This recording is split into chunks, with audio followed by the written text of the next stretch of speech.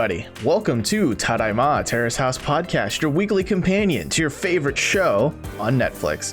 I'm Robert Scarpanito, and I'm joined here by Daily Wilhelm. Konbanwa. Jack Cepeda. Irashaimase. Hi, everybody. It's a new hit single. And Colin Sparling. When you dropping that hot new single, fam? About to drop the bass. Drop the bass. Have you guys ever been in a love triangle? How did we go from EDM to dropping bass to a love triangle? Colin, I just need to know what your brain did. Well, to get there to are that. a lot of EDM songs about love. That's true. Are they about love triangles? Yeah. I don't know. Remember dubstep? Wait, what are we talking about? This week, we're talking about Tokyo 2019-2020, episode 7, Woman to Treat and Woman to Split the Check. It's a very on-the-nose kind of name, if I remember right. Jack kind of alluded to a lot of this last week, just kind of off the cuff, and I feel like a lot of it's coming true this week. You're kind of a prophet, Jack. Just a guess. Lucky guess. Yeah. No, this episode's a weird one. The winds of change are happening, y'all. Yeah, and for me, it finally confirms that I was right to hate Ruka, but we'll get to that. We don't get a whole lot of Ruka in this episode, though. Yeah, he's gone on a trip. I was enjoying the break from him because the Ruka-less house. Yeah, it's been Ruka heavy, so it has. But he's been in Hokkaido for most of this episode, which I'm more than okay with personally. But let's start from the start, right? We start with a panel recap. They just kind of remind us about everything that happened in the last episode. And they mention here in the beginning, and this is something I wanted to hone in on a little, is that they thought Kaori and Haruka are a bit like cliquey. They think that they're tag teaming against Risako very obviously. I feel like that's a real bad take. Just like clear misanalysis. Especially with what we learn later from Kaori herself about how she feels about the whole situation. Yeah. It just, I don't know. Like, we've occasionally disagreed with the panel. I just felt like this one was just so weirdly off base. I was like, I can't not mention it. I get where they're coming from, though. I mean, because they went up there with the expressed intent of separating Risako from Kenny. And then Kaori was the agent of change in that, having her go up, stairs and say, hey, let's go get something to drink. It was just it was underhanded a bit, right? Yeah, but I love that Kaori in the episode was just like, yeah, I'm kind of just giving non-advice until someone decides to just fuck right off. Basically, like, it's such a Japanese way. I'm just giving nonchalant advice that means nothing until they just get the picture. I did take notes on that because I did want to bring it up when we got there, but since it's up right now, I just want to talk about that for a second. It's like, she's like, well, I'm hoping Haruka just notices that I'm not giving good information, so she stops coming to me with this stuff. And it's just like the most passive aggressive way to ever even address that. Like, how about just like talking to her and saying you're uncomfortable with this stuff? It just is like they're trying to avoid any kind of shred of awkwardness. And so I don't know. I guess it seemed a little immature coming from Kaori, from what I would hope she would act like. Like Hansan wouldn't have done that. Hansan wouldn't have done that, I guess. Hashtag. Like, what is she supposed to say? Like, hey, stop coming to me with your problems because I'm not invested in them. Like, that's going to make things more awkward than anything else. That's going to destroy the house. What would Hansan do if she's getting the Hansan, tag here? I think he would say, I would think he would just be open and honest. Like, I don't want to be put in between you two. I don't know. I can't purport what Hansan would do, but he would find a way. So here's what I'll say. Yeah. So, to me, the way I read this is a very it's a Japanese way of thinking in that, the nail that stays up gets hammered down, right? This is the kind of thing where it's like it's a personal sacrifice I'm willing to make for the betterment of the house, of the group dynamic, right? In that for her, I'm not going to make things weird by putting a divide between me and Haruka, right? I'm just going to sit there, take it, waste my time with her, I guess. And And I would argue, I think Han-san would do something similar. Because think about how long it took him to be pretty direct with what Natsumi was doing in the house. Like, he would always kind of talk around it and be like, you know, maybe you should consider other people sometimes.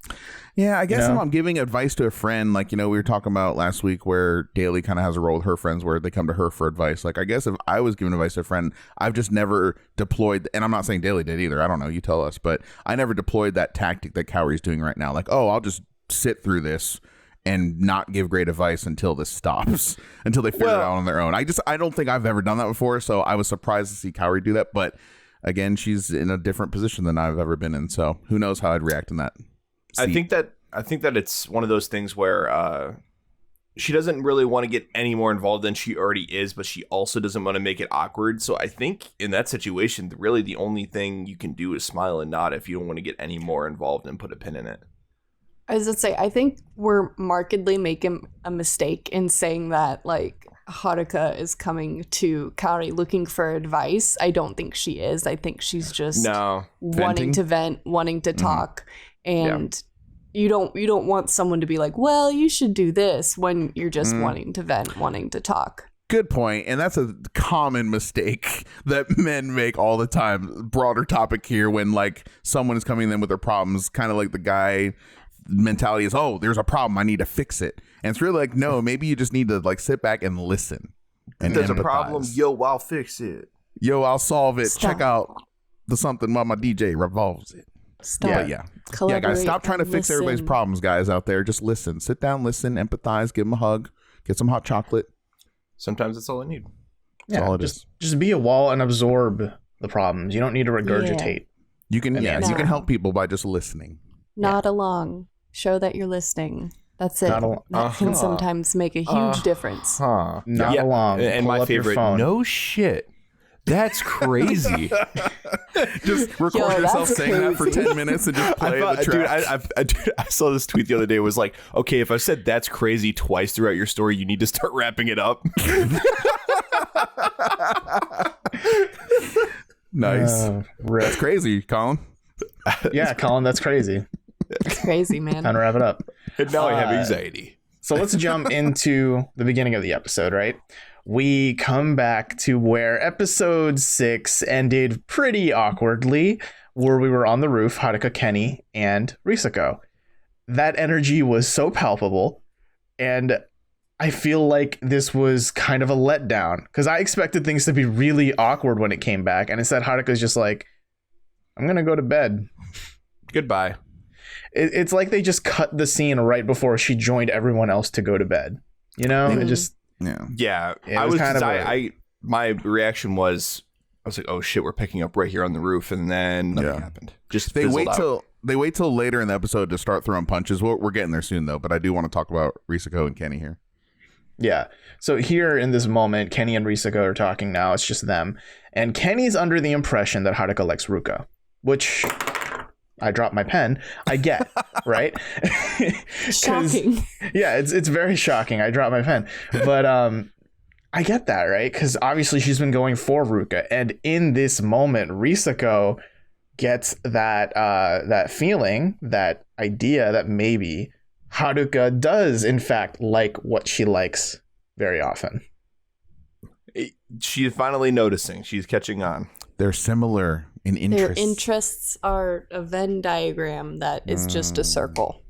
Mm-hmm. I mean, so far it kind of has been that self-fulfilling prophecy where Haruka is chasing after what someone else has. Yeah, and she admits it too, that she's got that. And Kaori even like kind of smacked her on the wrist for it, like, yeah, you're being territorial. Like, cut it out. Yeah, 100%. I was just so surprised during this scene, like how straight up both Risako and Kenny were. Like, Risako was just like, yeah, I feel like she always goes after what I'm going after. And that I felt like was like a heavy, like, wink, wink, Kenny. Hey, I think you're pretty neat. We're sitting here at like 2:30 in the morning. Went totally over his head. Promise you. Yeah. And instead he just was like very bluntly like, I thought, Haruka and I wouldn't mesh at first, but no, it works out pretty well. And Risako, I swear I saw like her heart just break inside of her eyes. It was just like, oh, okay. Tell me how you really feel. So this lays the seeds for something where I just think I would disagree a lot with how Kenny approaches dating. And I think it just might be that he's a lot older than me. And so maybe there's a generational gap. And also just Japan is a lot more conservative as a nation in general. But he seems like the kind of guy who pictures the perfect wife as someone who would make him a sandwich. And that's kind of it. Support him. Yeah, I don't know. I don't know. I don't know if that I feel like I have enough information about him to really make that assumption. Because in this scene, he talks about that initial date with Haruka, right? And he says that he thinks essentially he's saying she's a little too independent and that she has her own very strong passions. I have my own very strong passions. I don't like to date a woman who has strong passions that would disagree with me. She marches to the beat of her own drum. I mean, in a relationship, there is a power dynamic, and oftentimes it's kind of unspoken within the relationship. I've noticed that, through my life, there have been, looking back now, there have been times where, the term who's wearing the pants, right? I don't really like that term, but that's the easiest way to communicate what I'm talking about.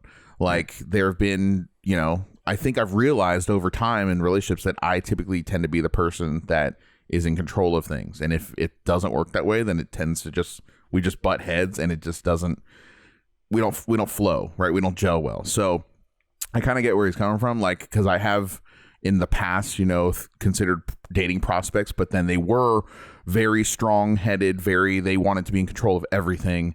And I just knew, like, before even getting a relationship with them, I was like, this would not work because we just would not, again, mesh well. So I think that's what he's worried about, is that she's the kind of person who wants to be in control. He tends to be the kind of person in control. And so he's worried. He's just thinking it wouldn't work. I do think we do see later too, when after they go to the concert and then go out to eat, I feel like he was almost a little uncomfortable with like how forward, Haruka just being Haruka, like the way she knows every old man on the face of the planet and asks very, very direct questions and is not afraid to bring up subjects that are long past gone. And Babazono also brings up that if Haruka hears any kind of like problem with your work ethic or your goals or anything like that, she's going to punch you right in the face right then and there and nip it in the bud. And like, you better snap out of it, right? Isn't that what Toki said? She'll shake somebody and be like, snap out of it. Yeah. Right. Back on your goals. And so, right. I mean, that can be very motivating as a friend. It's just, when you're in a relationship, it's a different kind of dynamic. So I think that's what he's bringing up here personally. Yeah. Well, so I guess we'll get to the second bit of where I like that kind of bolsters my opinion of that later. But for now, we go through the intro, the bad, which I've started to call the shit-tro in my notes. It gets it across pretty well. We're in the first floor. Haruka, Kenny, Kaori, and Risako are there. And it's a bit of a split. Like some people are in the living room, some people are in the kitchen. But Kenny's teaching Risako how to do pour over. And then Haruka calls out, while he's teaching Risako to do pour over, she calls out and says, "Hey, are you free the 20th? Are we still good to go to that show?" Like, hey, you remember that? Too much fun over there. Hey, remember that date that we're gonna be on? That's just you and me and not Risako. Gonna take an opportunity to shove this in her face right now. Kenny, I'm over here. Don't forget. I've said it like 3 times, but hey, we're still going, right? Yes, Kenny, are we going? Kenny. Oh my god! It seemed so desperate. It seemed like. So notice me, senpai, kind of. It was like a dog that you just told that we're gonna go on a walk. Yeah, and then they just don't stop jumping up and down until you leave. Yikes! Right. So 2 things I want to point out in this interaction between the two. One, Haruka just out of the blue says, "I want to see this ukulele player," and I thought, "Oh shit, is that going to be Yusuke?" Which we now know, yes, it's going to be Yusuke. And in my brain, I'm thinking, a producer totally told her to say like, hey, just say you're excited about the ukulele player. Ukulele. Yeah. Make sure you say that. Because he doesn't even play the uke at least in the show. Like maybe he plays it in another part of the set. But so that was kind of weird. That just felt a little bit like there's the producer talking in the ear, I didn't notice that, but until you said that just now, it makes sense. Yeah. Second thing I want to say here is that this is just, I guess, an illustration of why I think maybe they wouldn't work out, Haruka and Kenny. Kenny says, so after, if it goes late, do you want to come home? And her response is, no, actually, I want to go to this Okinawan restaurant. He's like, because I know the guys there. They're very old. I know them all. Yeah. It's another minor disagreement there, but I feel like that is maybe why at the end of this episode, Kenny is leaning more toward Risako than Haruka. Mm-hmm. You know, one of the small seeds. She really feels like Haruka is pulling Kenny along here. Just kind of shoving him in the... What's that? Go ahead. No, go ahead. Shoving him in the what? No. Just kind of like shoving him in a certain direction, like to Jack's point earlier. Yeah, I was just going to say, Haruka's got a lot going on. You know, she's a dynamic personality. She has a lot of cool hobbies, and guess what? She's pretty much good at everything she does. She is. Mm-hmm. Yeah, she applies herself well, and so she's just one of those A types, you know, and you don't want to get in her way when she wants something, it seems. No, yeah, she's certainly driven, yeah. I mean, when we're saying all this about like, oh, she was like very forceful with like Kenny and said like, no, I want to go to this. This isn't saying that's a negative thing. Right, it's just probably not as gelling well with Kenny's point of view of as to what he expects out of dating. Yeah. To me, that's not a negative thing at all. To me, that's like, oh, we're reaching a compromise. You know, we're reaching something that we both want. An understanding. But for him, I could see that being like, oh, you know, he writes down on his notes, not great. Can I talk about something with the scene we're on now? Not great. Mm-hmm. So they're having conversation on the couch. Kenny comes over there. Risako joins them and asks Haruka, do you have a phone charger? And I love this part because Haruka is like, yeah, upstairs. She's like, don't sit down, go upstairs, the charger's up there. And she's like, oh, maybe someone else has one. And she's like, this is where I see the jabs and the jostling, right, and the juking going on between them there. And then Risako kind of takes a jab and making sure Haruka is certainly within earshot, and she goes to Kenny and is like, confirming date details, right? Like, are we still doing that, the date and time? And she's like, oh. So Haruka made the face. If that's a jab, this next thing she does is like pulling a gun. Because not only does she confirm the details, but then she asks both Kaori and Haruka, yes, where should Kenny and I go to lunch on our date where it's only me and Kenny? I think it was very purposeful, because this is past the part where we realize that Risako realizes what's going on. Haruka is after whatever she likes. So I think this is very on purpose. She's like, oh, so where do you think we should go? Where do you think we should go? Anyone? Any suggestions for me and Kenny's date? It was like, it's like, whoa. Okay, chill. I'll cut a bitch. I'll cut a bitch. Yeah, it's one of those things where, I mean, Kenny can't be completely oblivious to what the hell's happening here, right? I don't know. I don't underestimate that.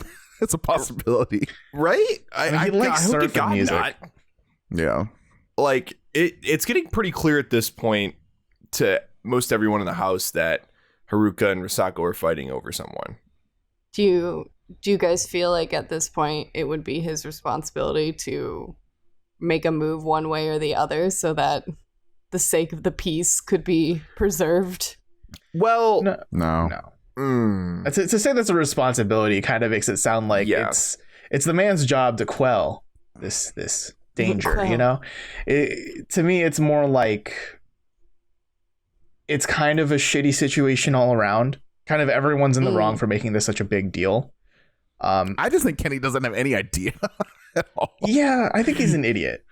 He's just oblivious. I think he's smart. I just think he's oblivious to this. He's an idiot in this love. Situation. He's just like, oh, cool, we're all hanging out. It's nice. This is nice. Because he doesn't know the girls are having those conversations about how they all like him now, or two of them like him now, and they don't like the other guys. He doesn't know any of that stuff. So last thing I want to hone on in this scene is that this is after Haruka goes to bed, but Risako asks Kaori straight up, hey, is there anything that's bothering you in the house? And first off, Kaori's just straight up like, absolutely yes. There's so many things. But then Risako kind of asks it a little more pointedly, to which Kaori responds like, I'm just worried that you and I aren't becoming closer as friends, and I'd like to change that, which is a great response. But also she mentions that Risako spends a lot of time with just the boys, like in the boys' room. And this is further illustrated when Kaori goes to bed. You hear Kaori and Haruka giggling upstairs, and Kenny's like, "Oh, are you gonna join them?" Yeah. And Risako says, "Just because I'm a woman doesn't mean I have to hang out with the women's." That's not what it's about in this point, Risako. No. It's very telling. Don't make it like that. Yeah, her saying that is very telling. I mean, it takes two to tango, right? It takes two to tango. Like the girls, exactly. Kaori and Risako need to do what they do to separate, but then also Risako has to be unwilling to bond with them. You know, it's not all one person's fault. Yeah, exactly. I think it's very obvious that there's a strained relationship there, and then she's just defending it by saying that she's going to hang out with the boys. We've seen in Terrace House Past that usually the common thread when a girl in the house is hanging mostly with the guys is because there's drama happening with the girls. Maya. Yeah, Maya, cough. So yeah, I mean, we've seen this before. We know what's happening. So I don't know. I think it's just something that it's very subtly pointed out, but it's like, oh, there is a fight that's going to happen. Something big is going to happen in this house. It might not be about socks, but it's going to be about something. A storm's a brewing. And it's not Kenny's coffee. It's Kenny's socks. Oh no! Oh God! Minion socks. Oh, Stop it! Never. So we cut to another night. I assume. It just seems like it's a different day. We're in the first floor again, and it's just Shohei and Kaori, and this is where Kaori kind of unloads about Haruka. And you know, we've already talked about how she kind of feels about, you know, she's being very passive with her advice. But I want to point out here, this is a neat dynamic in that, because like I've been in the similar shoes and Daly's been in similar shoes where we're like the listeners, right? And I've personally found a lot of times when you're the listener for a lot of people, rarely do you have someone who's the listener for you. You know, you rarely have someone to unload your problems onto because you're taking everyone else's. And in this moment, we actually have Kaori, who is the listener, but also can unload to Shohei, who is her listener. And it's kind of a nice dynamic. I like where that's going with their friendship. Yeah, for sure. Is that going to turn into something? Question mark? We'll see. Yeah, that's true. That's my take right now on the Shohei Kaori is. It's a very shaky. And then we cut to yet another day in the first floor. Maybe like I don't know. Time's weird and amorphous in this. But it's Shohei and Ruka in this scene at first. Or Risako, not Ruka, because Ruka's off to Hokkaido. It's like written on the blackboard. Shohei and Risako there. Risako looks nice. She's dressed up a bit. Her hair is, straightened out, a little bit cut. Oh. And then Kenny walks in wearing a Hawaiian shirt, because of course this fucker is wearing a Hawaiian shirt of all shirts. While we're talking about his appearance real quick, just around the table, long jeans and flip-flops, discuss. No. I didn't like it. He's really trying to sell hard on the whole Hawaiian thing. I didn't like it. I don't think it's a fashion faux pas. I don't know. As someone who's been to the Philippines many, many times, half Filipino, that just feels wrong in my blood. Oh, I thought you were going to say was right. I thought you were going to say it's so common in Philippines. So, wow, okay. No, it just feels like, I mean, I guess because in the Philippines it's always hot, so you're always wearing shorts anyway, right? Right. Yeah. I don't know. There's something weird about it. I was like, something about a grown man in flip-flops in public I just don't like. In general, men can't wear flip-flops. I wear flip-flops all the time. In Australia, for the Australian people listening, it's the thong we're talking about. Your thongs. So I think I have a gap between my big toe and my second toe because of how much I've worn thong flip-flops. Okay, I'm going to put a moratorium on this discussion because we have the word thong and gap very close to each other, and we're just going to... Now we're talking about feet. Let's stop. Anyway, so let's talk about... So guys, Kenny's like, you're beautiful. We're not going to talk about butt floss now? Nope. So No. Specifically, No. Kenny says, oh, you look more girly. Got it. And that for me is what I'm thinking, like, yeah, he definitely wants a submissive sandwich making girl. Looking girly doesn't mean submissive.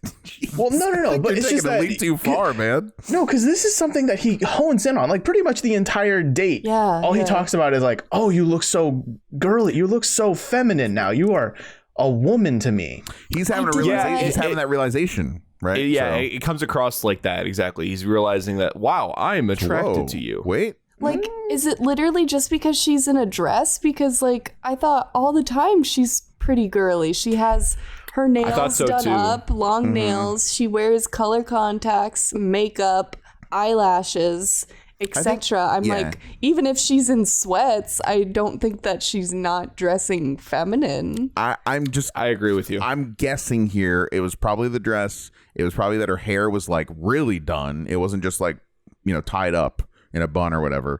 And then, she is usually wearing loungewear and something easy to jump off of buildings in. And so now she looks like she dressed up like she's going on a date. She dressed up like she's going on a date. So she is treating this as a date, and she likes him, and she's trying to kind of hit on him.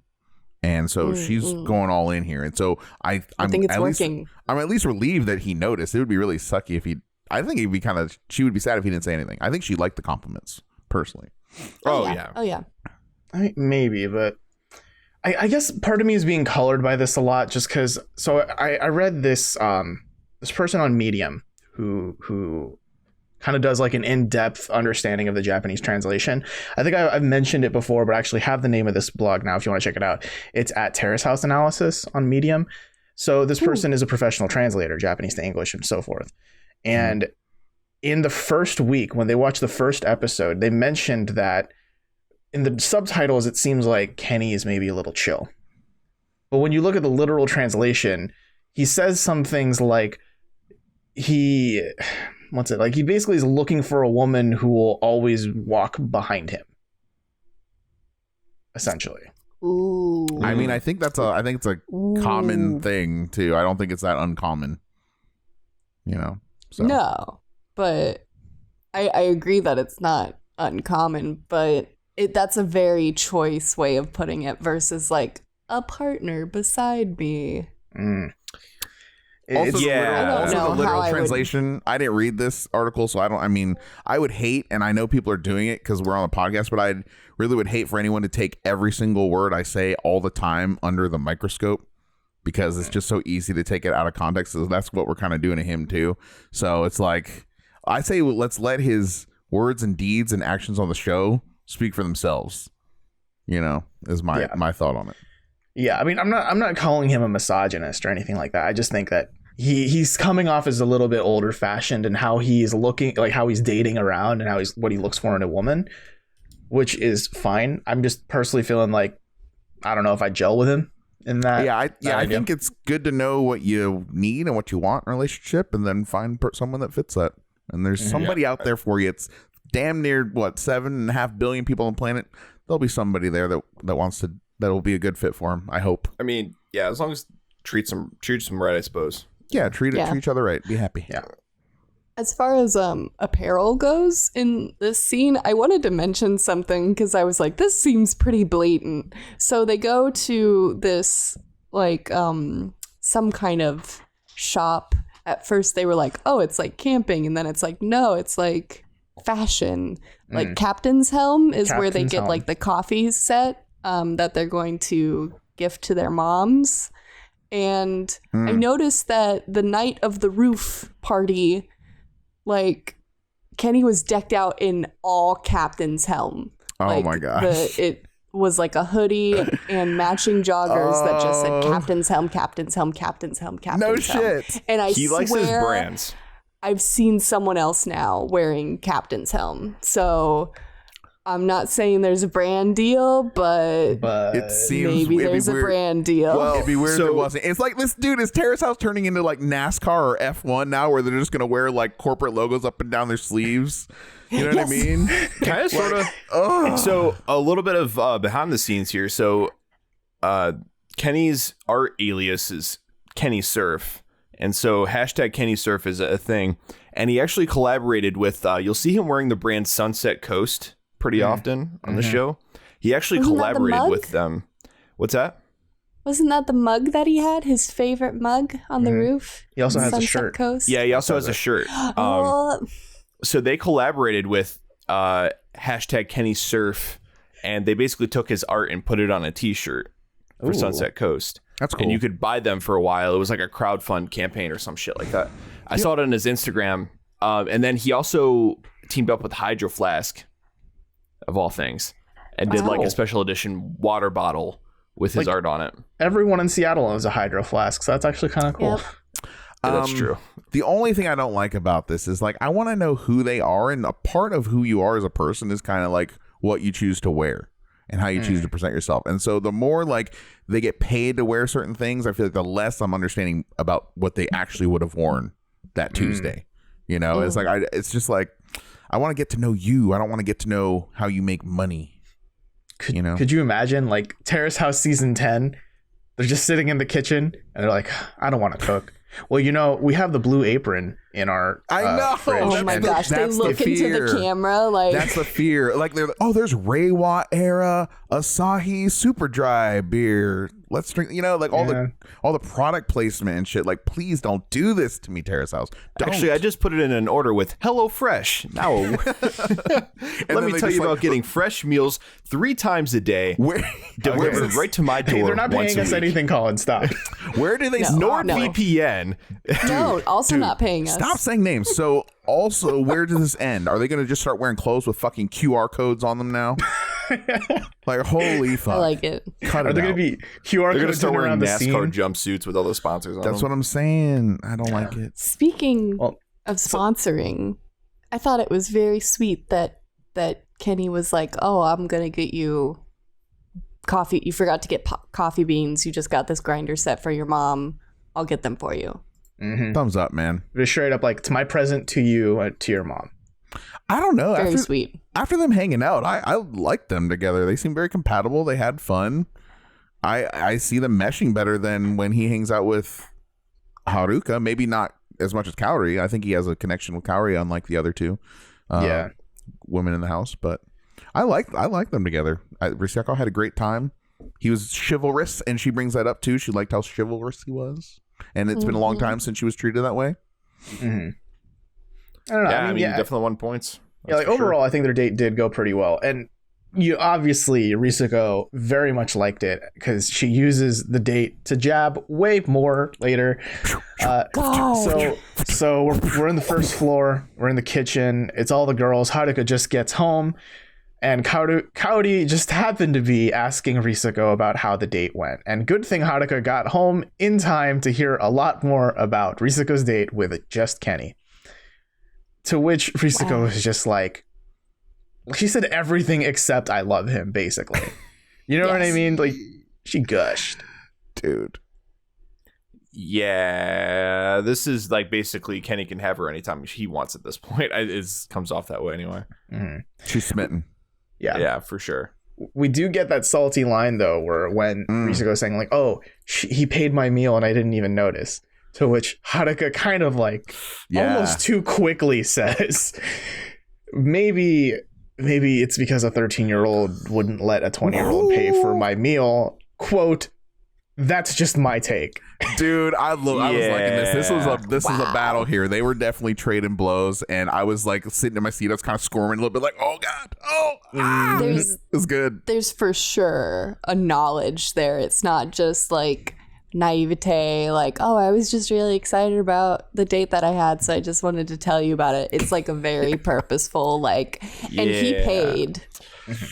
Did he pay for your date? Oh shit! Like she was just shy of asking that, basically. Yeah. If this was real world, there would have been a fist fight. Yeah. And then Kaori looks at her phone and says, like, oh, I have to leave and make a phone call. To which I'm like, no, don't leave. Get out. I think she was reading the room and it's like, get me out of here, dude. I'm getting out of here. Yeah, I would do the same. So she's gone.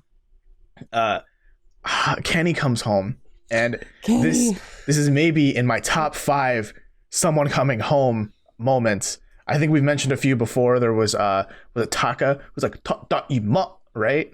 Yeah. And then there's this. Kenny opens the door. Risako notices first and says, "Oh, Kairi," and he responds, "What's up? What's up? What's up? What's up? What's up? What's up? What's up? What's up? What's up?" He's all red faced. You can see his cheeks. I come into the house. Thought he was gonna be rubbing his hands together. What's up? What's up? What's up? It's like that meme. It's like that meme when you have $20 and then at McDonald's. You see that? With like Birdman. What's up? What's up? So oh my god, boy is gone. He's boy is drunk. So drunk. DRUNK.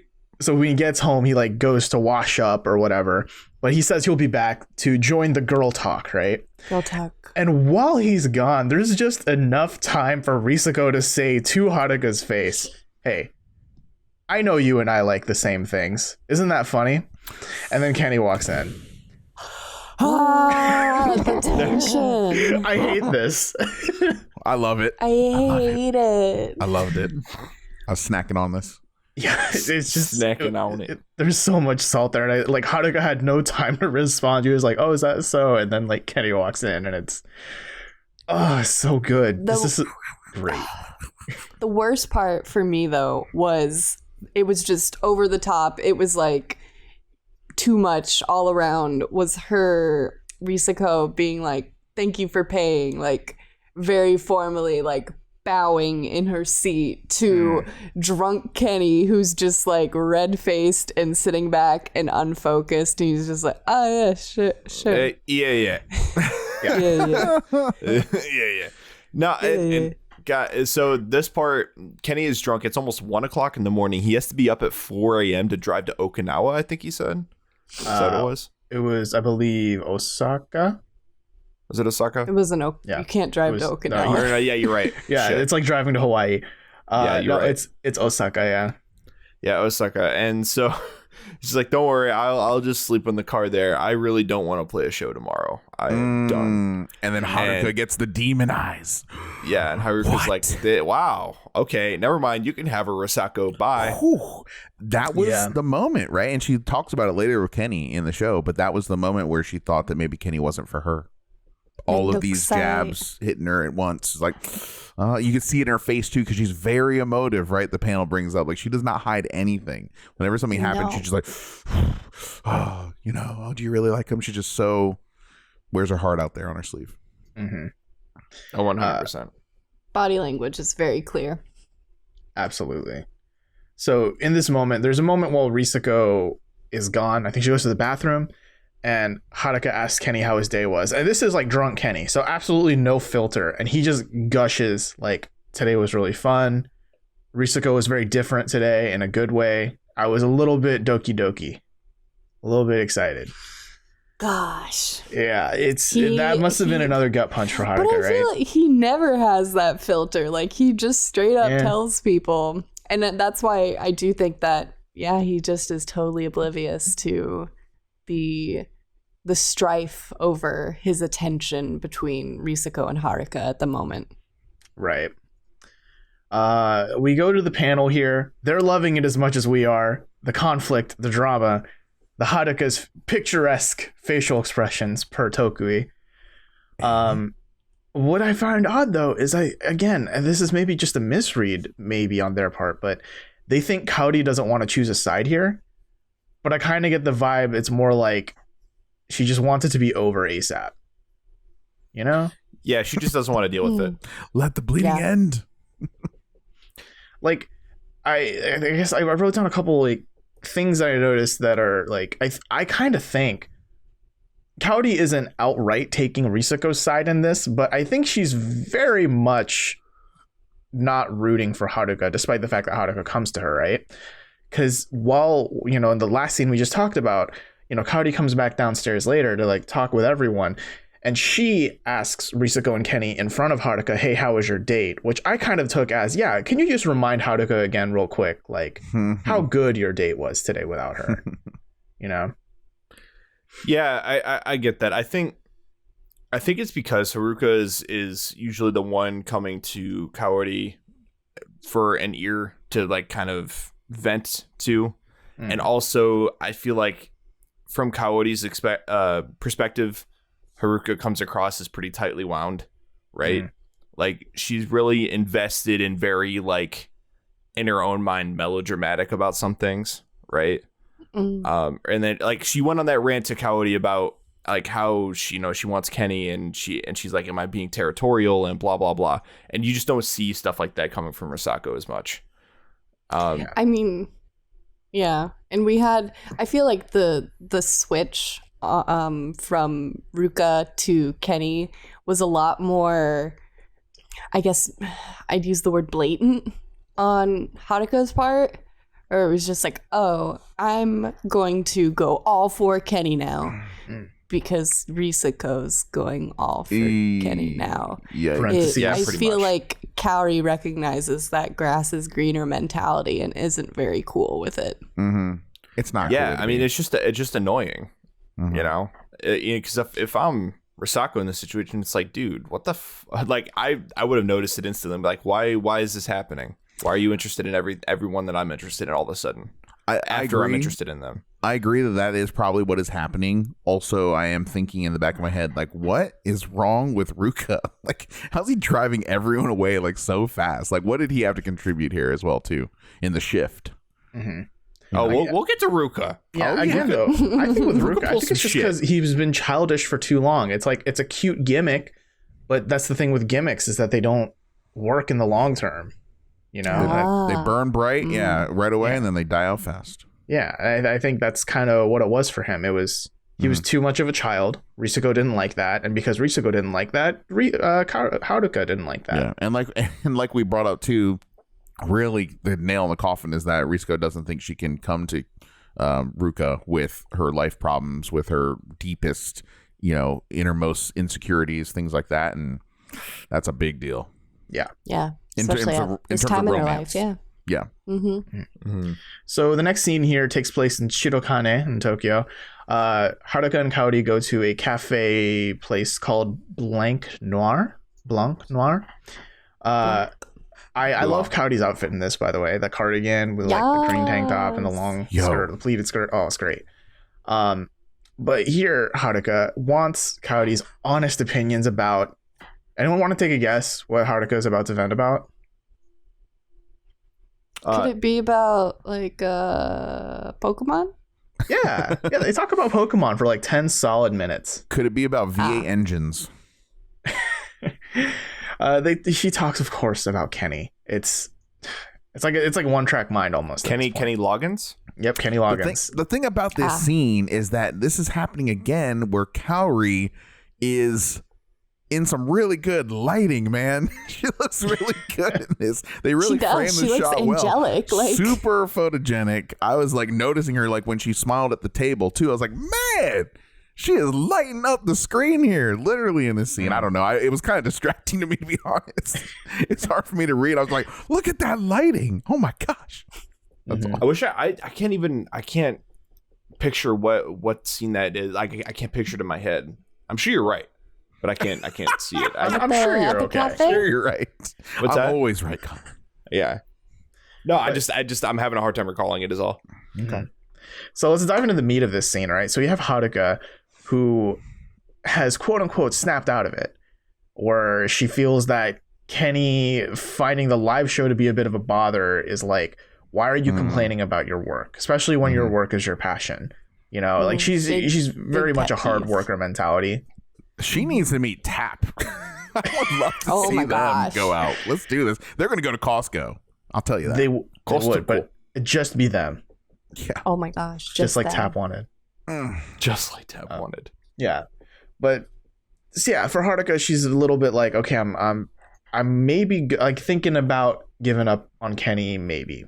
And this is where she points out, this is where we get the namesake of the episode, that she is definitely bothered by the fact that Kenny paid for Risako's meal, but when they went out, what was it, like episode 2, 3, or 4? When they went out, it was, let's split the bill. Yeah, because I don't think Kenny realized that it was a date, maybe. It didn't seem like it. I don't know.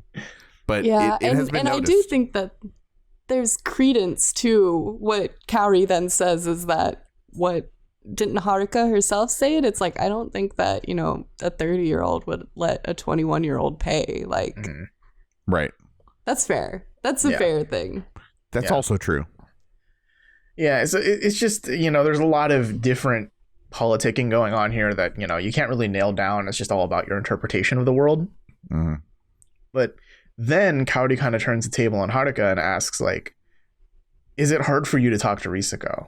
Because I'm worried that you two won't end up being friends. Mm-hmm. Mm-hmm. Yep, which that's is the question. It's a wholesome worry. And it makes it, like, Kaori's just so pure. We say this every week, but she's great. Mm-hmm. I love her. Love Kaori. Yes. Yeah, we just need like more of her, though. I feel like almost every scene we see her in, it's like she's getting vented at, right? Like that's a majority of her scene so far. And I mean, every once in a while she gets to go out with someone and it's very quiet.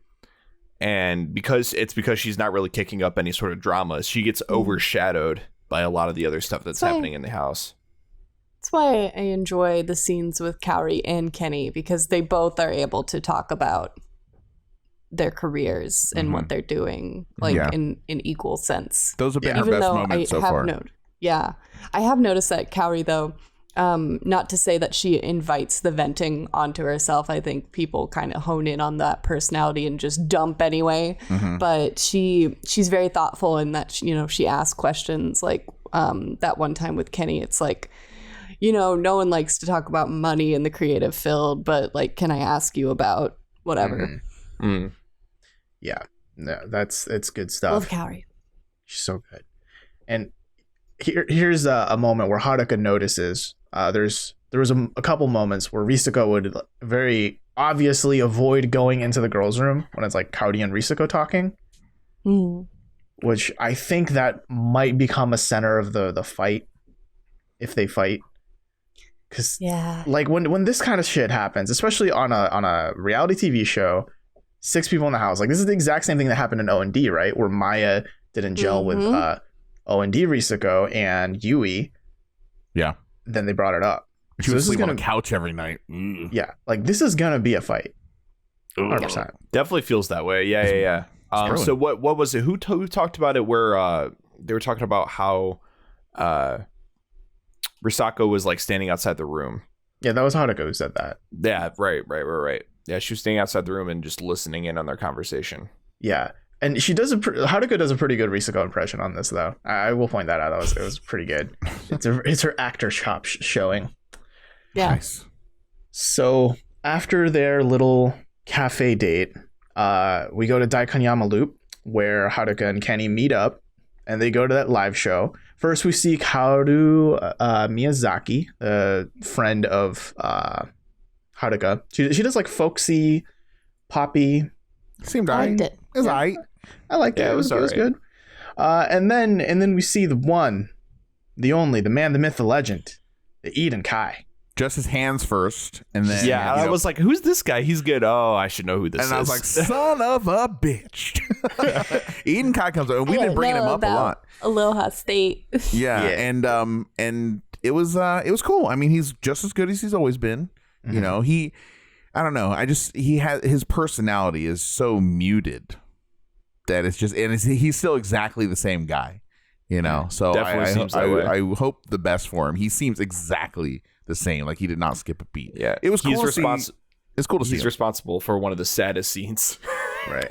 We won't say anything. I mean, you know, That's why that's anyone who appears in Terrace House, we only get a pretty thin vertical slice of their personality. Here we got a super thin vertical slice of Yusuke, right? Even more so. So I mean, he could have changed at this point. He's had 2 years since Aloha State, right? We distill him down to his most awesome thing, which is guitar playing. Right. And he's still quiet. And now he might visit Terrace House. I would like to see that. Same. Kenny great. points out, hey, you want to come to Terrace House? You should come to Terrace House. I'll definitely go. Come to Terrace House. Yes. Yeah. You want me there? Here's All right. Here's what's going to happen. Eden Kai, a.k.a. Yusuke, is going to show up at Terrace House. And then Risako is going to act very hammy towards Yusuke to throw off Haruka on her trail. Let's get a red herring. That would be a chess move right there. That would be a play. Right. Amazing. And the next thing you know, Haruka's like, "Oh my god, Yusuke, I need you." And then she's like, "Oh my god, yeah, Yusuke, blah blah blah." And then Haruka just goes off with Yusuke, and then she's like, "I'm gonna stay back here with Kenny." This is like when a parents, like, they pretend they like the band Cradle of Filth so that it's not cool anymore. So then their kids stop listening to it. I'm just saying, like, oh, Cradle of Filth's awesome. Yeah, let's play that. Yeah. Like, no, Mom, come on. This isn't cool anymore because parents are listening. You're so lame, Dad. It's like when I started dabbing stopped being cool. That was the dabbing moment for me. Dabbing was never cool. That was the moment for me. No, just kidding. Gotcha. Dab on them. We say as we have a dab emoji in our Discord. But yeah, I'm glad that Yusuke might show up again. I also think it was wild that Yusuke and Kenny are in the same show. They're going to be in the same show June 1st. Yeah. Like, that's cool. Yo, collab. That's cute. They're just like, holy shit, Like, I'm playing that show too. Yeah. Oh, and also, just to point out too, Yusuke did have very recently that collab he did with Tap. Yeah, Tapar. They did a thing. I hate that name. Like guitar and tap Deeper? together. Is that what that is? Tapar? Yeah, Tapar. I get it. All right. I still haven't watched that yet. And if you were in our Discord, you would have seen it because we linked it. And so join our Discord. Boom. There it is. Yeah, and it's funny to me that the show that they're both going to be at is called, what is it? It's Aloha Tokyo. And I'm like, of course, Kenny, the Hawaiian shirt wearing motherfucker, would perform at something called Aloha Tokyo. Something Terrace House has taught me that I didn't think of or consider before, but there's a lot of affection and love for Hawaii from Japanese people. That's cool. Yeah. I like it. I just never knew. I didn't know that they really thought fondly of Hawaii. I do too. Yeah, there was it might have been a Miyazaki film, or at least a Ghibli film. That was Ocean Waves takes place Hawaii. Yeah. Yeah, also there are a lot of Koreans too.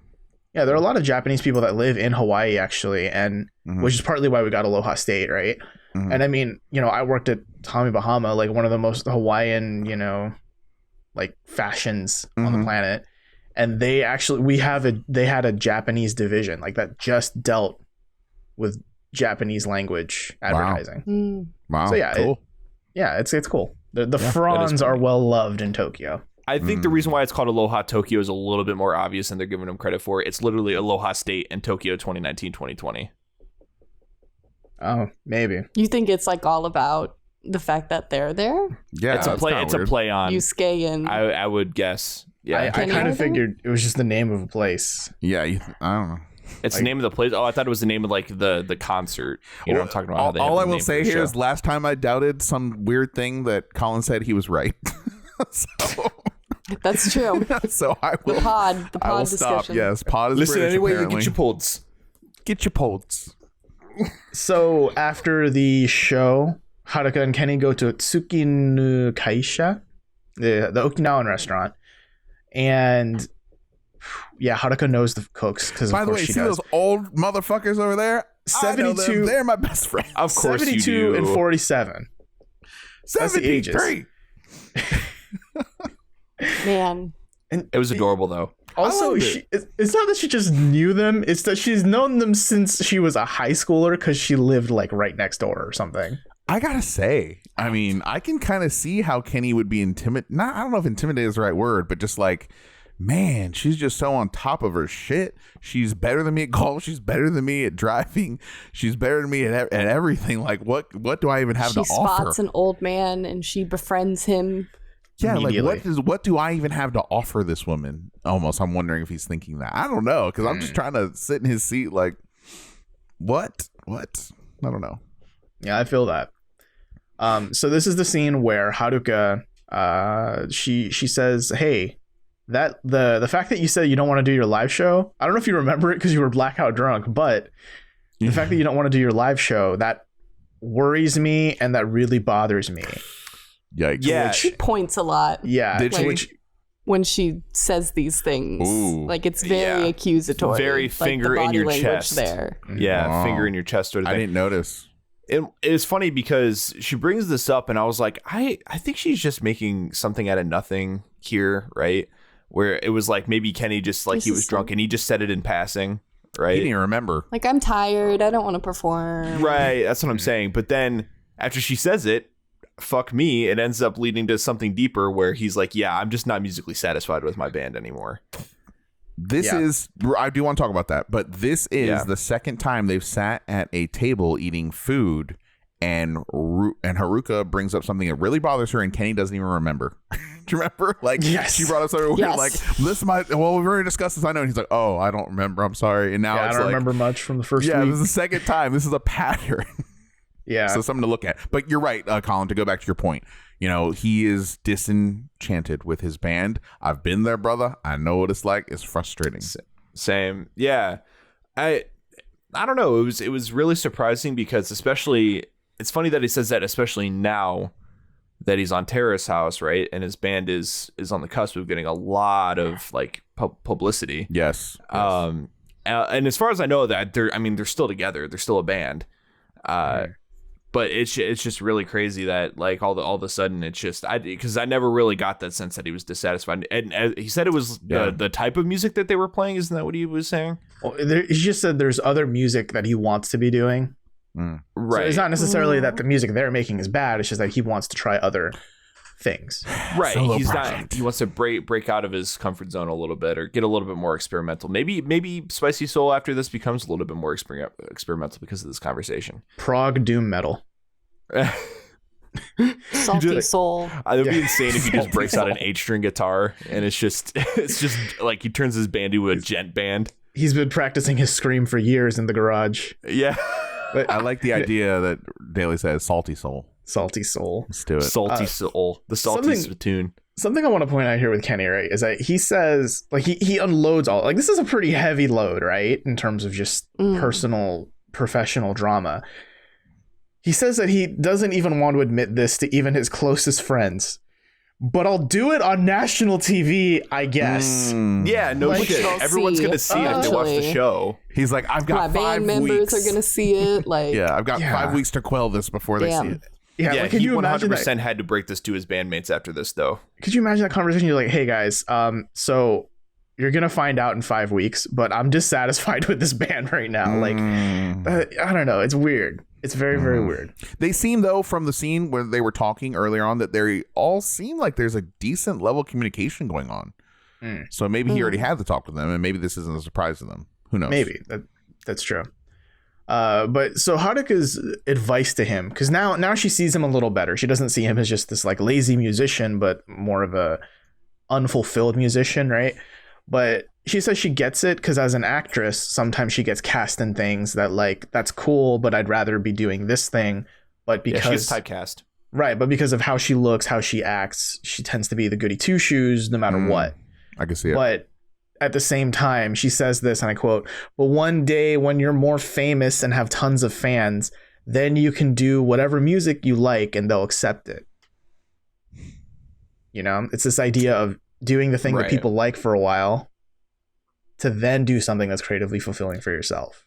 So, question about that. So, we've had like 2 bands so far, right? I think as far as we've watched Terrace House, we've had Shohei's band, right, and then Kenny's band now, and then Masao. Ian Kai, I guess, in and a sense. Masao.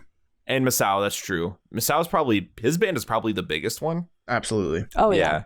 Oh yeah. 100%. But Spicy Soul, I feel like it's very similar to the music that Shohei's band made. Like, I don't know, the music, that pocket of music seems like it's very popular in Japan, right? That kind of like, what would you even call that, the genre that they play? It's almost, I don't know, loungy? I don't know. It's Like lounge pop rock? Yeah, well, yeah, something like that. The point being, like, maybe are they just playing stuff that's popular? Are they playing that genre of music because it is what's popular? Because if so, I mean, they could just be another band that's a dime a dozen. You know, maybe they're not doing much different. Maybe they do need more experimentation, and maybe that's what becomes more fulfilling to Kenny.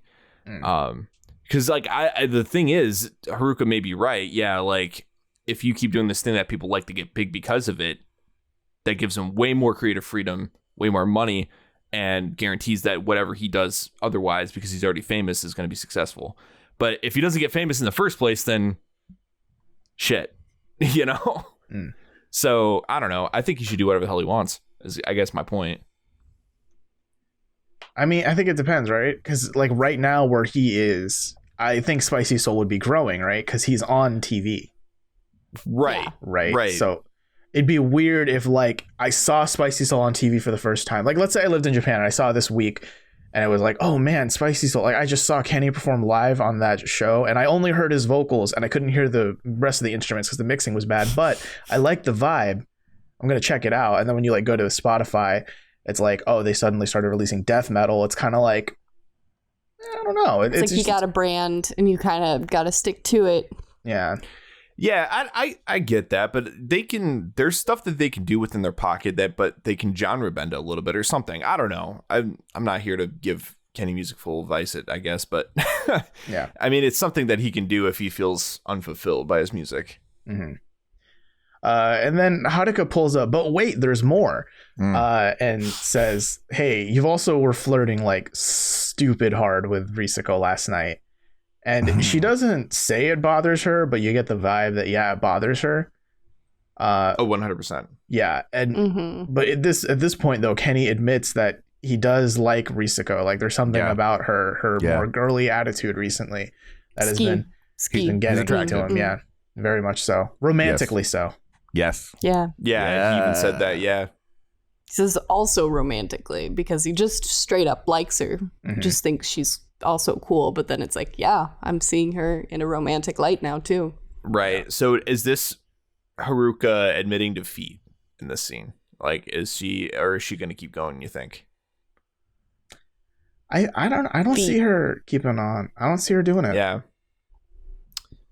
No, especially not after that. Yeah. Like that's got to be painful, that moment of like and again, I'm sure it's just out of sheer ignorance on Kenny's part, but him just being like, oh yeah, I like her, says to other girl that likes him. I'm not writing this off yet. They've got other plans to do stuff in a way. I mean, she was kind of testing him there when the bill came. Right, because we know it bothered her so she was like waiting to see. She had her $5 thing ready to go, knowing she was just gonna pull it back. She's like, here you go, here's my. He goes, no, I got it. And she's like, oh, okay, well, I'll get you. By the way, that was all over $100. That bill. That was a $100 fucking bill. Yeah, it wasn't a lot of food. It didn't look like. Yeah, you wonder. Yeah, you think she'd get the neighborhood discount or something. That's my boy, Blue. But it's insane. Yeesh. So, anyways, he picked it up, and that was totally. I'm sorry if you guys disagree, but I think that was totally a test on Haruka's part. She had that money in her hand. There's no way she was intending on paying half of that. She just wanted to see what would happen. I mean, she would have done it, but she would have been crestfallen if he didn't pay that. 100%. I feel like. And so she goes, well, I'll get you next time. And so the next coffee date is the next coffee date going to be $100? It's not an explicit like, oh, we have a date scheduled on the books now. It's not like that, but I don't think she's given up yet, guys. I don't think she's waving the white flag. Guess we'll find out. So I think this would be a good time to ask this question because I wanted to save it till the end, but we're basically at the end of the Risako Haruka wars. At this point, where do your ships dock? Do your ships dock at Risakeni or Harukeni? So those ship names. So far, this show has taken so many twists, turns, and left turns. I don't know. Right now it seems like Risako and Kenny, but 2 episodes from now could be something completely fucking different. Yeah, I thought they were going to be. If you were going to tell me those 2 girls were fighting, I would have thought it'd been Ruka. Like, I would have bet money not that long ago, a couple episodes ago. So who knows what's going to happen? I mean, it's not out of the realm of possibility they all shift to Shohei and then they fight about him. I'm not willing to discount that yet. Just how crazy the show's going. So as a couple, based on what Kenny said, I just see him being more compatible with Risako, and they just have more bonding. Like it doesn't seem like they're having a great time together, Kenny and Haruka. It just seems like they're doing it just to do it, but I don't get this like great camaraderie feeling. It's a lot of Haruka being disappointed he doesn't remember stuff, being disappointed he doesn't like his job. Right? It's just a lot of that. He's very quiet during their dates too. The first time that they went out for burritos after that concert, it was like painful, like them sitting there and him being like, what? I didn't remember that. I want burritos now. And also think about this, Kenny's worst moments are with Haruka on a one-on-one basis. He's the most boring at those 100%. Times. He has great moments with the other girls and on his own right, So for all those reasons, if we're just choosing between these two, what was the doc called? Risa Kenny or Haru Kenny? Okay, Risa Kenny. I'm on that doc.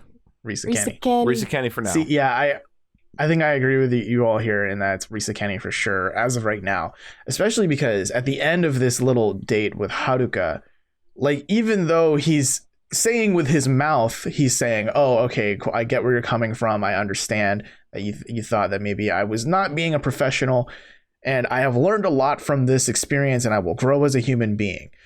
But with his body, with his eyes, with his language, he just came off as like, this bitch. Like the way he sits back and like leans against the wall was like, that signaled to me just like being like done. Like, yeah. I'm so done with this. Like I vividly remember like one of the last shots of him after they pay the bill is he's drinking his beer and looking straight up like with his eyes, like he's almost rolling his eyes like, oh fucking course, yeah, of course this happened today. It's like, thanks for the lecture, Dad. It's kind of gotta be frustrating for him on a certain level, just because, you know, he's really physically attracted to her. There's no doubt. He mentioned it in the pool, like it's a common thing, you know. So he's just like, man, can you just stop getting on me about all this shit? Yeah. So the next scene here, we're on the first floor. Ruka, hey guys, Ruka's on this show. Here still. Hey, Ruka. Yeah, and his grand reveal is that his dad is shipping crabs to the house. That's nice. That's so nice. That is pretty nice. That's really cool. Awesome. Yeah, and he also made sure there wasn't an incident because he said, "Feel free to eat them when they arrive." That's true. This could have been the crab incident. There's going to be no crab incident here. Okay? How much crab is he knows what he's doing. Yeah, it's got to be a lot. I mean, enough for him to say dig in when it arrives. Like, if it was just one crab, he probably would have been like, that's mine, guys. Okay. just like a dozen boxes of crab. Oh, God. Just the whole house smells like crab for the rest. Need to learn to not do this podcast hungry because we're talking about burritos, we're talking about crab. I'm starving. So, before they cut to the next scene, because Shohei asks Ruka, hey, you want to go up to the roof? I just want to hone in here. There's cantaloupe pocky in Japan, so I need to announce my resignation from the show because I'm going to Japan. Cantaloupe pocky. Bring me some. You see that box? It was like, you know, the melon on the box. I'll bet you could Amazon that here. You could do it. Yeah, maybe. I've had Calorie Mate shipped here. I've had Curly Whirly shipped here. To the British people, Curly Whirly, I tried it. I know about it now. Just saying. Review. He knows. Review. Well, it's like this, so it's like, imagine these thin little strings of caramel wrapped in chocolate, like thin, like as like a Pocky, but then kind of wrapped in a curl. Okay. Oh, that sounds good. Like a very loose braid in a wrapper. I'm gonna shout out Tim Tams for our Australian audience out there. Tim Tams are the shit. Tim Tams are great. Okay. Yeah. Okay. All right. So we're on the roof. Shohei, Ruka, they smoking. Smoking's bad. Don't do it. Smoking's evil. And Ruka's grinning like all hell. I feel like that's kind of his, like, he's so bad at keeping secrets. I would never trust that man with a thing. Dude, Ruka just keeps looking more immature and more immature here, like from this point to the whole end of the episode. I don't understand why he kept putting it off either. Like, he was like, no, I can't talk about it now. I can't talk about it now. Tomorrow. I can't talk about it right now. It's just annoying. Yeah, it is. It's annoying. And it almost came across, like, at the time I was like, okay, well, like, is he maybe mentioning something that he can't talk about on camera? Maybe. But no, it definitely wasn't. I don't know. Because of how red-faced and avoidant he was with Shohei, I was like, is he gonna ask Shohei out? I was wondering what was, you just don't know. I was wondering what was happening here, but damn it, he's annoying. Yeah, like all he says here is, hey, I want to talk to you about something, but not tonight. Even though we're here in a spot where it's just the two of us, and this would probably be a pretty good time to talk about whatever I need to talk about, can we not talk about it tonight? I just want to let you know that. He's like Burns when he's just like, I know you guys know I was going to take my driving test, but like, I will tell you guys another time. Dude, I think Yama and the panel sufficiently spanked him here for this. He's like, what if it's just a fucking fox? Oh, I got this cute fox on my phone. Don't worry, I'll show you tomorrow. You can't see it. It's so cute though. Don't worry. Like, dude, calm the fuck down. Just say it, you know, like, God. This is straight out of high Your school. teenager is showing. It's so dumb. Yeah. He is really, and it's the thing is like it's even wearing thin on Risako. He went from Mr. Right to Mr. What the fuck. Yep. Another thing the panel does in this next panel scene, the crab conspiracy. Tori was wearing that dress, the crab colored dress. And how did that go? The crab theory here. So the crab theory Tokui started was that Ruka bought the crabs. I think it was he realizes if he keeps walking sideways, crabs walk sideways, I won't get anywhere in life. So I must walk forward.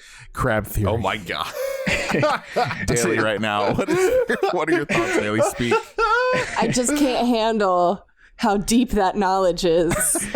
Like, I'm gonna get that tattooed somewhere. Yeah, you're my angel. You have to go. Well, forward. when he was saying, like, the other theory that I had was like, he's leaving the house. He's 100% announcing he's leaving the house. That was my major thought too. Yeah. It was like, oh, he's going to say he's leaving, but why doesn't he just tell them they're by themselves on the roof right now? Yeah, why does it have to be tomorrow? Are you leaving tomorrow? Yeah, that's what I'm saying. Like, I think that would be the reason that makes sense as to why he waited. Why he actually waited is really stupid in comparison. Yeah, and I'm just thinking of this as an editor, right?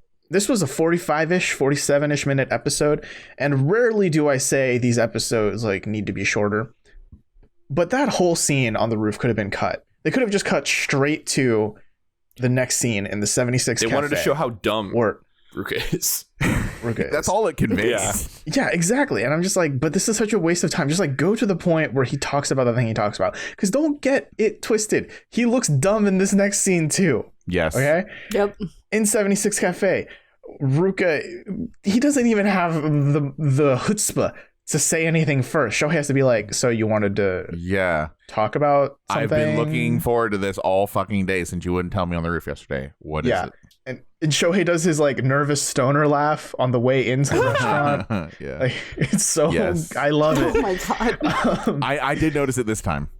Yeah. So he prods Shohei, Ruka, hey, Ruka, tell me what you want to talk about. And then we cut to the first floor of the room. Before we get an answer to build suspense. Yeah. We see. Oh, go ahead. We see Risa, Kenny, and Kaori on the couch. And this is where Kaori is saying, I want to bring up the tempura incident again. Obviously not saying tempura incident, but that idea of his work ethic, because she worries that it's like he wants to do all of these things, but he's not motivated enough to be able to juggle all of those things. My question is, do you think that it's obviously bothering her, right? So do we think that she wants to clear the air and come to a common understanding on the subject with Shohei for friendship reasons or perhaps for romantic reasons? Well, I think it's one of those things where now it's just like a friendship thing, but I think that's something that in her head she's going to have to iron out with him if she's going to continue to see him, or if there's a chance that she'll see him as a romantic partner. Because she does like him. Didn't she not say that already? Yep. We've known that. Yeah, I think it's interesting because keep in mind last week, they in the house were able to see episode 1, which means this week in the house, they were able to see episode 2, which was the tempura incident. So I'm curious. Fresh in her mind. Yeah, I'm curious if she's like, she watched it. Reminded of that. Yeah. And now the social media is coming out and she can't help but read that shit too. Right. Yeah. So if I had to guess, I think that might be what it is. Good point. But who knows? So she's worried that she wants to bring it up, but she doesn't want to make him mad. And this is where I will give Shohei his props here. He's not that kind of person, and Kenny knows that, and he tells her. Like, Shohei doesn't get mad, when you bring that up to him. He is very calm, very measured about it, and we saw that when he went with Haruka to the ramen place after they went to the driving range. And so he's cool about it. Like, it's not a big deal. Like, he'll talk about it openly. So props to him for that. He might say old people need to die, but otherwise he's pretty chill about it. Otherwise, it's fine. He said it once. I wonder if he'll say it again. I hope not. It wasn't a good look. It was pretty bad. The crab theory. Back to that though. Tori's wearing that outfit, and she was proud to be part of the crab. Dude, conspiracy. I need a screenshot of her like pleating out her dress, just saying, "I'm happy to be associated with the crab theory." Like that's just such a perfect no context. Love that. It was such a bright red dress. Oh yeah. So yeah, that I guess whenever they go to, it was going to be Chawari, but now they're going to Shibamata. Kaori is going to ask Shohei about his work ethic. So that will be a very interesting date. Can't wait to see that. Look forward to that. Yes. And then we set up another interesting date here where Kaori goes up to bed. But before Risako leaves, she asks Kenny, hey, can you teach me how to drive? Which I don't know if y'all remember, but that's something she asked Ruka to do way before. But now it's like, actually, never mind. I don't want Ruka. I want Kenny. I did not realize that. Oh. Mm-hmm. And Kenny, that of course. It was weird how she... Go ahead. How she asked him, because it was like, come over here. No, she's like, here. Kenny, can you come over here, please? Walked over. Yeah. Like, are you his mom? Well, I mean, she parkours for a living. You know, the less she needs to move, you know, maybe she just doesn't want to, you know what I mean? She's conserving her strength. She just needs to do a Black Panther and just jump from car to car on there you the go. road. That's safe. She don't need to drive. But yeah, of course, Kenny suggests, hey, let's drive to the beach. Let's get away. Yep. Yo, I am excited about that. That's going to be a bathing suit date. They won't get on the beach. We'll see. Oh, boy. And then we come back to 76 Cafe. I hate Ruka. I've always not liked him, but I've never liked him. This is just bad. This is bad all the way around. This illustrates everything that I don't like about him. So I knew he was not hiding what he was going to say. I could tell exactly what he was going to say when he asked Shohei how he felt about Kaori. I knew exactly where this was going. Yep, I knew exactly where this was going, and I'm like, listen, dude, I'm this better be curtailed by saying you're leaving the house. I like her. No, I was waiting. I was like, this could still mean that he wants to ask out Shohei. Oh, man. It could. Yeah, that's true. It could, but it didn't. It didn't. And I do think that Shohei's answer here is kind of surprising. I didn't expect him to say, I don't think I see her romantically. He's very much just, I think she's a friend. She's a good friend, but just a friend. Same. I was surprised by that because he's drawn to her strongly. Now you're just a friend. What? Nani the fuck? What happened? Nani the fuck. I mean, you know, first impressions, they can change, right? Sure. But at this point, this is where, well, you know, like, since Shohei says, I want to see her as a friend, I see her as a friend, I want her to flourish in the world, Ruka feels, I guess, a weight lifted off his shoulder because to him, that's the green light for cool, I can go after. Yeah, because that's totally going to work out. Where did this come from? Dude, something happened on that trip, man. He must have had a conversation with his family. His grandma probably has influence on this. Because here's the thing. Anyone that Ruka dates, you are going to be competing with his grandma and his mom. He's that kind of guy. He's like a behind the apron kind of guy. Kind of kid, I should say. And this was reeking of, I'm searching for my mother dog. And I was like, you motherfucker. Like he was looking, he's like, I really like where she's going. She's really mature. I really want to see her succeed. I'm drawn to her now. And it probably has nothing to do with the fact that Risako and Haruka have shifted focus here. I mean, we didn't talk about it yet, but he was blinking very heavily at the table, very nervously when Risako was asking Kenny out in front of him. It was a shock to him. So he's like, panic mode. What do I do now? I already blew it with these two chicks. Yep. It's just shocking to me that he even admits, like, I've never, like, talked to her one-on-one. Ever. You child man. Yeah. Look, as much as... it's like she's so accessible as far as, like, talking to her. Because she's so nice. Like, just talk to her. And I really hate Ruka's justification for this, because he says, I've never spoken to her one-on-one. Which we lived together. Huge red flag, this is gonna by the way. If you declare that you love someone, well, he didn't say love, but you know, you have a crush on someone you've never actually spoken to one-on-one, pump the brakes, you child. But you child. But he, like the way he describes it, he says, I respect Kaori a lot. She feels different from the other two, and I want to see her flourish in the world. Bro, I think you just like her art. I think you just like. I think you just like Foxco. I don't think you necessarily and she's the only girl have that a crush on her. Doesn't not like you anymore. Yes, that's the kicker, right? That's exactly what it is. Has she Yeah, he's just, it's reeking of desperation, right? But has Kaori, help me remember, like expressed ever anything other than friendship towards him, like romantic? She doesn't even really talk about him. Like they really no. I don't think she's expressed anything about Ruka toward Ruka. I am praying, please, to the Terrace House gods out there. Please let him ask her out, and please let her shut him down right then. And then the next day, I'm announcing that I'm leaving the house, guys. Just like I can't have any of the girls, so I'm leaving. I need a good line when she shuts this down. Please don't go on a date. Please don't go on a date, dude. You know what I really, really want? I want Kaori just to be like working on some art in the kitchen on the table. Ruka walks in. They have a little bit of small talk, and he's like, "Hey, so I've been thinking, like, do you want to go on a date?" And I want her to laugh the way Risako laughed at glasses picking date from OND. Yes. I want that. Yes. Well, I mean, it's a similar thing. Like, we've never talked before. I mean, like, oh man, this needs to blow up in his face. He needs to get spanked for this, because I don't know if like maybe the editors were like thinking like, oh, this is going to be a big revelation. This is going to be a big bomb for drama. Really, all it did was just cement the fact that Ruka is still developing as a human being. Mm-hmm. And he's not doing a great job at it right now. 100%. That's fair. That's fair. He is naive. God, I'm so glad that the Ruka stock is going down. It makes me so happy. It is crashing. It makes me so happy. It's crashing. Look at this cute fox.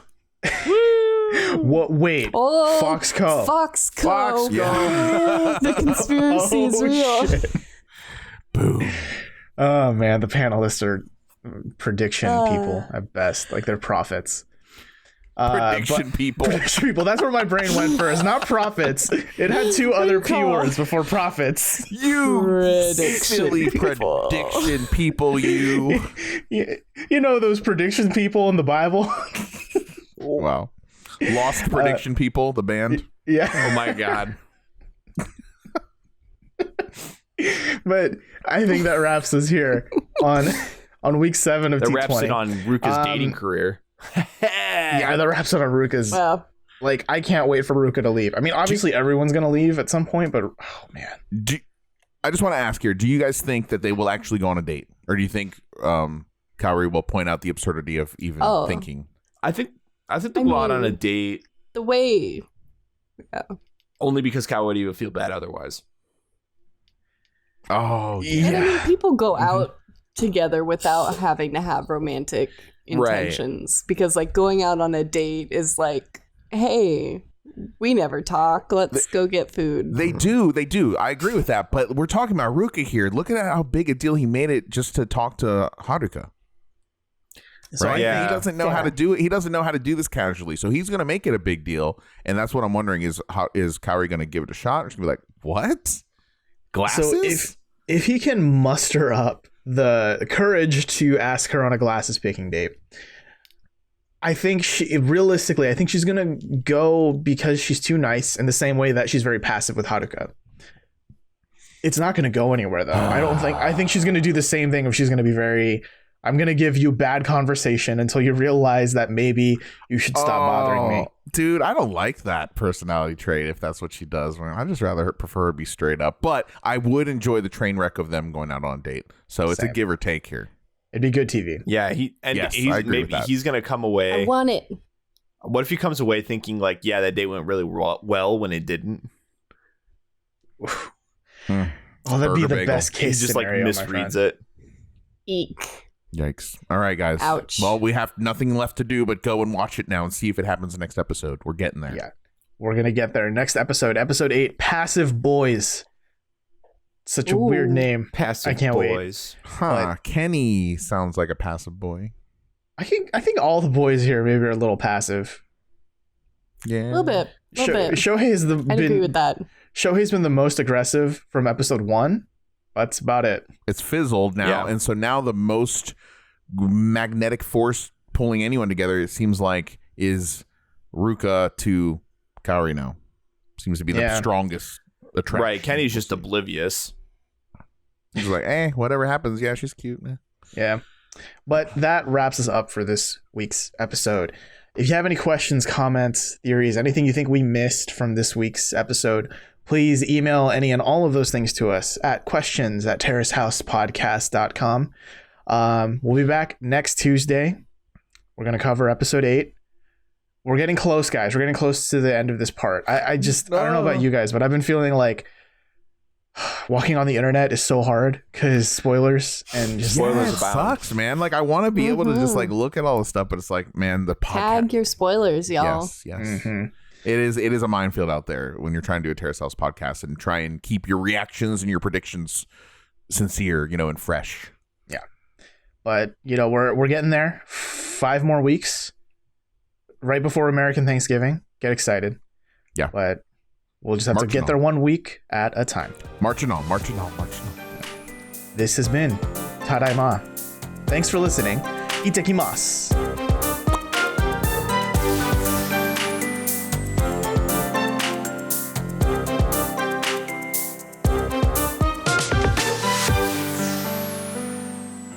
If you enjoy our show, please like, comment, and subscribe, and ding the bell to receive notifications when we publish new content.